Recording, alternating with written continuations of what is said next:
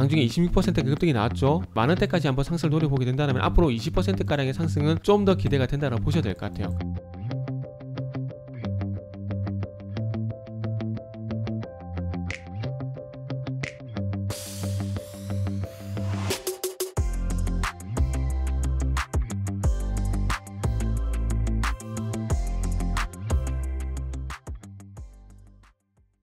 자, 반갑습니다. 알파프로 가족 여러분, 정태근 전문가입니다. 6월 23일 방송도 한번 시작을 해보도록 하겠습니다. 오늘 첫 번째 방송에서 언급드릴 종목은 코오롱생명과학입니다. 한때 뜨거운 상당히 관심을 많이 받았던 종목인데 오늘 한번 다뤄보도록 하겠습니다. 그리고 방송 말미에는 항상 언제나 그렇듯이 히든 종목이 공개가 예정이 되어 있습니다. 그렇기 때문에 방송 끝까지 시청을 좀 부탁드리고요. 방송을 보시고 도움이 되셨거나 공부가 되셨다 라고 생각하신 분들은 과감하게 좋아요, 구독 부탁드리도록 하겠습니다. 자, 그러면 한번 시작을 해볼까요? 오늘 첫 번째 방송 종목은 언급을 드렸듯이 코오롱생명과학입니다. 국내 첫 유전자 치료제를 개발을 하게 되면서 신라젠 2017년도 신라젠 이전에 상당히 좀 주목을 받았던 종목입니다. 그리고 난 이후에 2015년 코오롱생명과학, 2017년 신라젠, 그 위에 HLB, 헬릭스미스, 여타 많은 소위 말하는 대박 종목들이 나왔습니다. 그리고 2015년 이전에는 젠백스, 그리고 메디포스트 이런 종목들이 주목을 좀 받았었고요. 그래서 소위 말하는 초대박이 나오는 그런 흐름도 있었는데 지금은 기억 속에서 다 사라지고 삼성전자, 네이버, 현대차처럼 이렇게 꾸준히 가는 종목은 없는 것 같습니다. 그런 부분이 상당히 좀 아쉽네요. 그래서 한때 시장이 유행하는 테마주밖에 될 수 없는 운명인 것 같습니다. 자, 화면을 좀 같이 보시면서 말씀 좀 드려보도록 할게요. 자, 언급을 드렸듯이 2015년도에 4만원대에 있던 주가가 이 30만원까지 상승하게 되면서 일단 5만원대를 잡아야 될까요? 5만원대를 잠시만요. 가격을 보게 되면 43,000원 맞네요. 4만원대 봐도 될 것 같습니다. 4만원대에서 이제 30만원까지 상승을 하게 되면서 일단은 7배 700% 수익이 났습니다. 국내 첫 유전자 치료제 인보사 무릎 연골 치료제 유전자 치료제 이 임상을 진행하게 되면서 이 임상 소식으로 해서 주가 급등을 했죠. 근데 이 주가를 끌어올린 건 누가 보더라도 세력이라고 봐야 될 것 같습니다. 그래서 항상 말씀드리고 싶은 건 그 종목이 어디까지 갈지는 그 종목을 만지는 애들밖에 모릅니다. 쓸데없는 얘기했습니다. 그래서 어쨌든 인보사 이 기대감에서 상당히 급등했었는데 그 이후에 인보사의 어떤 그 이슈, 그러니까 호재가 소멸되면서 쭉 이제 하락기를 거치게 되고 그 이후에 무릎 연골 치료제가 이제 신장세포, 단백질세포라는 그런 결과가 나오게 되면서 코오롱생명과학은 쇠퇴기를 걷게 됩니다. 그래서 여타 언급을 드렸던 신라젠, HLB, 메디포스트, 젠백스, 헬릭스미스 이런 종목들이 겪었던 그런 흐름을 밟고 있다라 봐야 될 것 같아요. 지금 코오롱 티슈진 같은 경우는 아직까지 거래 정지일 겁니다. 저도 관심이 없습니다. 기억 속에서 잊혀질 수밖에 없기 때문에 코오롱 티슈진 거래 정지 돼버렸죠. 안타깝습니다. 솔직히 말씀드리면 이런 종목 갖고 계신 분들 종목과 사랑에 빠지면 안 된다고 하지만 그게 쉽지가 않죠. 미련을 가질 수밖에 없습니다. 충분히 이해합니다. 저도 그래서 물린 종목들은 그래서 저도 대형주 중심으로 하고 있고 물리더라도 종목들을 가져가는 편인데 가져가도 언젠가는 회복이 되겠다는 그런 기대감인 종목과 없는 종목은 있습니다.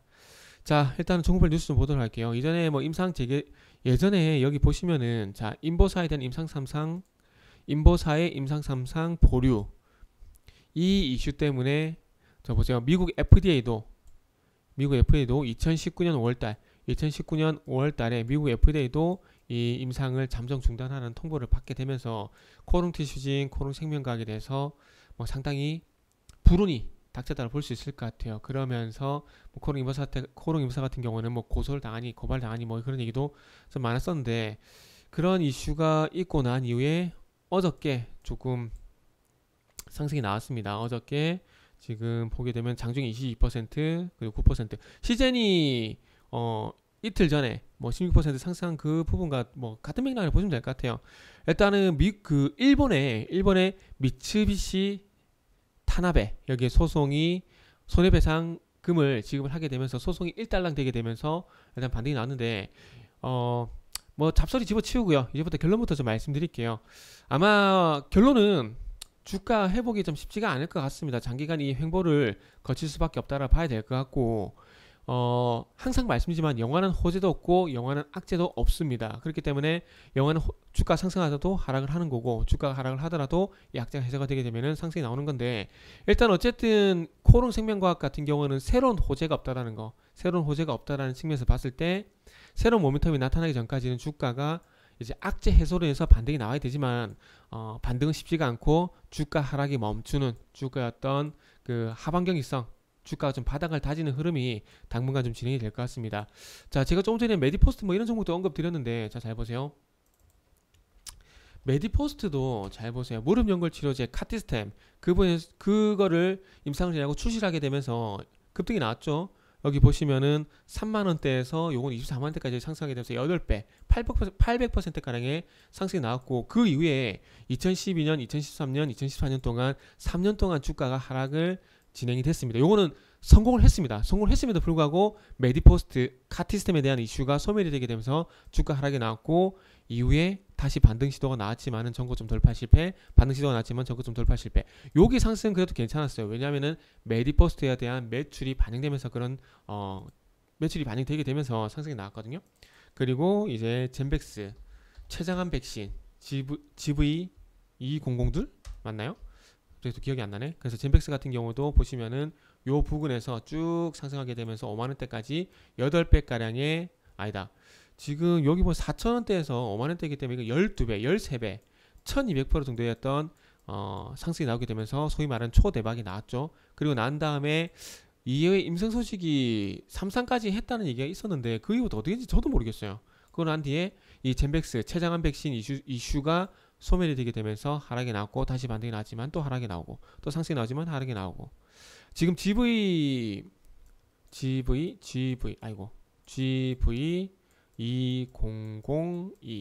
맞죠? 이거 맞을 겁니다. 20도 해가지고 지금 최장암 백신이 아니라 다른 암 쪽으로 현재 진행을 하고 있고 삼성제약이 이 GV2002를 받아가지고 임상을 이제 진행을 하고 있죠.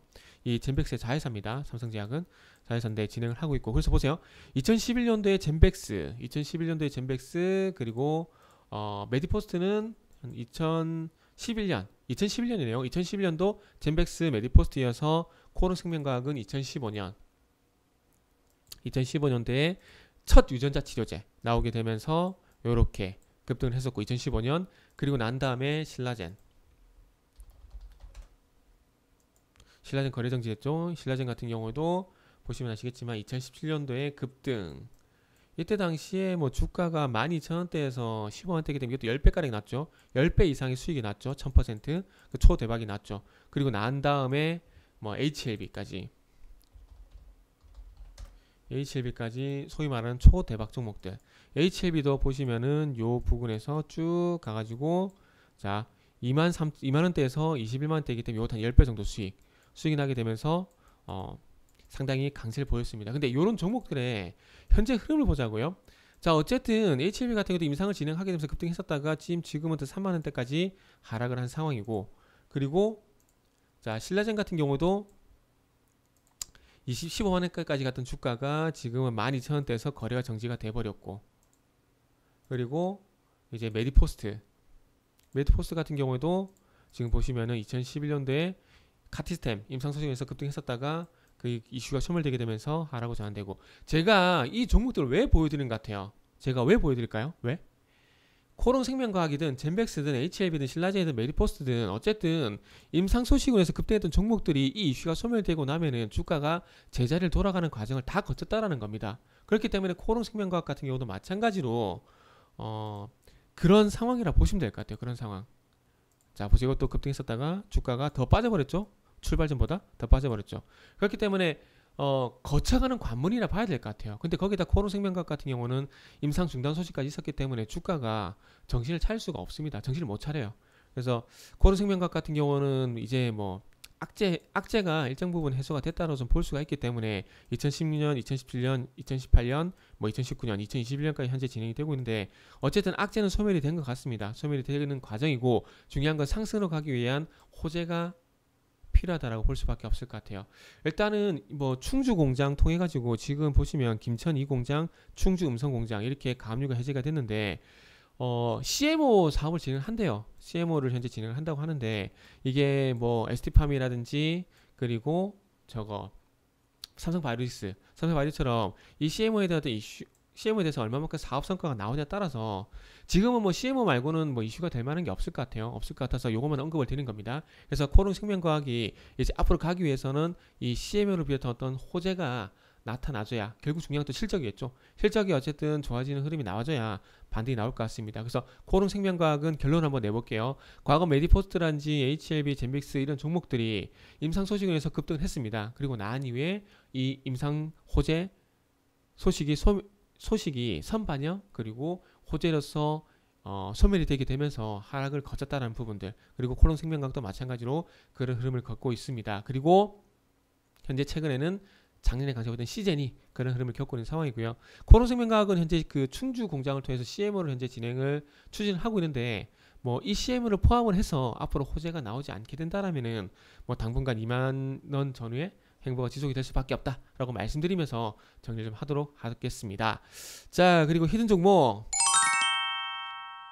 종목은 잘 보셔야 될 부분이 자 5일선과 21선 골든크로스가 나고 완만한 상승 그리고 나서 5일선 21선 데드크로스 골든크로스가 나가 난 다음에 5일선 추세를 타고 가죠. 그리고 난 다음에 21선 접근했지만은 바로 거래량이 실려주게 되면서 회복이 됩니다. 그렇다면 앞으로 이 히든 종목 같은 경우에는 주목을 해야 될 부분이 딥러닝, AI 딥러닝 여기에 좀 우리가 주목을 좀 해봐야 될 것 같습니다. 그렇게 본다라면은 이 종목은 앞으로 추세적으로 더 상승할 가능성이 일단은 상당히 높다. 자, 오늘 장중에 26% 급등이 나왔죠. 그런데 일단 만원대까지 한번 상승을 노려보게 된다면 앞으로 20%가량의 상승은 좀 더 기대가 된다고 보셔야 될 것 같아요. 그래서 오늘의 상승이 어찌 보면은 상승의 출발점일 가능성 5일선 회복하게 되면서 거래량이 실려주게 되고 변동성 확대가 되게 되면서 일단 변동성 초입 구간일 가능성에 대해서 말씀을 드리면서 마무리를 좀 하도록 하겠습니다.